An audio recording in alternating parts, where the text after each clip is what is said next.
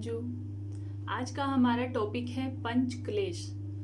महर्षि पतंजलि पातंजल योग सूत्र में 5 प्रकार के क्लेश का वर्णन करते हैं। महर्षि पतंजलि कहते हैं कि ये 5 प्रकार के क्लेश हैं जिनकी वजह से व्यक्ति का मन अस्थिर रहता है। ये 5 क्लेश हैं: अविद्या, अस्मिता, राग, द्वेष और अभिनिवेश। इन 5 प्रकार के क्लेशों की वजह से ही अन्य दुख की प्राप्ति होती है और जब तक ये क्लेश हैं तब तक व्यक्ति दुखी रहता है। और इन 5 क्लेशों में जो सबसे पहला क्लेश है अविद्या, वह बाकी सभी दुखों का कारण है और ये जो बाकी के 4 क्लेश हैं इनका कारण भी अविद्या ही है। और इन क्लेशों को महर्षि पतंजलि कहते हैं कि इन क्लेशों को छीन सिर्फ क्रिया योग के माध्यम से किया जा सकता है। क्रिया योग के द्वारा पंच क्लेशों को क्षीण किया जा सकता है और इनके क्षीण होने पर मन स्थिर होता है। क्रिया योग क्या होता है? तप, स्वाध्याय और ईश्वर परिनिधान, इन तीनों को क्रिया योग कहते हैं। इसके बारे में हम डिटेल में दूसरी वीडियो में पढ़ेंगे।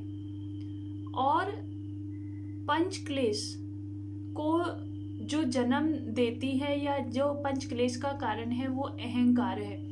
अहंकार के कारण अविद्या का जन्म होता है और अविद्या के कारण ही इन 4 क्लेशों का जन्म होता है, या ये कहीं कि अविद्या के कारण ही ये क्लेश रहते हैं और अन्य दुखों का कारण भी बनते हैं। जिस प्रकार बुखार होने पर शरीर में दर्द, सर दर्द, बेचैनी, घबराहट और अनेक प्रकार के सिम्टम्स फील होते हैं और जब बुखार उतर जाता है तो ये सब समाप्त हो जाते हैं। यही कारण है कि अविद्या के कारण ही ये 4 क्लेश होते हैं और इन 4 क्लेशों के कारण ही अन्य दुखों का आगमन होता है। या ये कहें कि व्यक्ति के जीवन में जितने भी दुख आते हैं उन सब का कारण ये पंच क्लेश ही हैं। जब तक अविद्या है तब तक ये क्लेश किसी न किसी अवस्था में अवश्य रहते हैं। इस प्रकार क्लेश की जो अवस्थाएं हैं वो 4 अवस्थाएं बताई गई हैं: परसुप्त, तनु, विच्छिन्न और उदार। परसुप्त अवस्था में क्या होता है कि ये क्लेश चित्त में होते हुए भी अपनी सोई हुई अवस्था में होते हैं। ये अपना कार्य नहीं करते, इसलिए बालक में जो क्लेश की अवस्था है वो परसुप्त अवस्था है। और दूसरी अवस्था होती है तनु अवस्था। जब तनु का अर्थ होता है सूक्ष्म यानी कि कम। जब साधक योग साधना के माध्यम से इन क्लेशों को क्षीण कर देता है तो इनका प्रभाव भी कम हो जाता है। इस प्रकार की अवस्था को तनु अवस्था कहते हैं। इसीलिए साधक में क्लेशों की अवस्था तनु अवस्था होती है। और तीसरा है विच्छिन्न अवस्था। जब एक क्लेश के दबने पर दूसरा बढ़ता है तो वह अवस्था विच्छिन्न अवस्था कहलाती है। जिस प्रकार राग के दबने पर द्वेष बढ़ता है या द्वेष के दबने पर राग बढ़ता है तो यह अवस्था विच्छिन्न अवस्था हुई। और जब एक क्लेश के दबने पर दूसरा क्लेश ना दबे तो वह अवस्था उदार अवस्था होती है। इस प्रकार क्लेश की ये 4 अवस्थाएं हैं और जब तक अविद्या है तब तक ये क्लेश अपनी अवस्थाओं में किसी न किसी अवस्थाओं में रहते हैं। अब हम देख लेते हैं कि अविद्या क्या है। सबसे पहला क्लेश अविद्या है। पहले हम इसको समझेंगे कि अविद्या होता क्या है। देखिए, जो सृष्टि में शाश्वत है, नित्य है और जो सुख देने वाली है और मन को शांति प्रदान करने वाली है, ऐसी क्या चीजें हैं इस सृष्टि में? या तो आत्मा है या परमात्मा है। जब इनका ज्ञान होता है तो वह विद्या है। और इसके विपरीत जब इस सांसारिक जो वस्तुएं हैं, रिश्ते नाते हैं, मोह माया है, ये सब जब हम इन सबको अशाश्वत जो चीजें हैं, जब हम उनको सच समझने लगते हैं, यानी कि जो अनित्य है उसको नित्य समझने लगते हैं, जो अपवित्र है उसको पवित्र समझने लगते हैं, और जो मतलब कुछ समय के लिए सुख मिलता है हमें जिनसे, और उसके बाद हमें उनसे दुख ही प्राप्त होता है। जब हम ऐसी चीजों को शाश्वत समझने लगते हैं तो ये अविद्या के कारण होता है, यही अविद्या है। अभी हमने देखा कि विद्या और अविद्या में क्या भेद है। जिसके द्वारा हमें सृष्टि के शाश्वत का ज्ञान होता है वह विद्या होती है, और जब हम अशाश्वत को शाश्वत समझने लगते हैं तब उसको अविद्या कहते हैं। देखिए, विद्या और अविद्या दोनों ही प्रकृति हैं, दोनों ही माया है, लेकिन यहाँ अंतर इतना है कि विद्या हमें कल्याण की ओर लेकर जाती है और अविद्या हमें सांसारिक भोगों की ओर लेकर जाती है, और दुख, इसके द्वारा हमें दुख प्राप्त होता है। और इन सब का मतलब जितने भी क्लेश हैं उन सब का कारण या उनकी जननी अविद्या को ही माना गया है। दूसरा क्लेश है अस्मिता।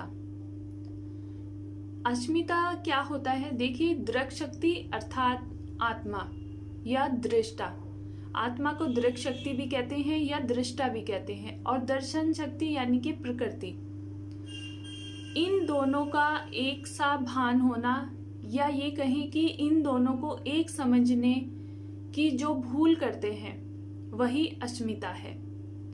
देखिए, हमने असंप्रज्ञात समाधि वाले वीडियो में हमने पढ़ा था कि असंप्रज्ञात समाधि में आने पर क्या होता है, साधक को जो यह भ्रम होता है कि प्रकृति और आत्मा एक है, वो सब क्षीण हो जाता है और आत्मा अपने स्वरूप में स्थित हो जाती है।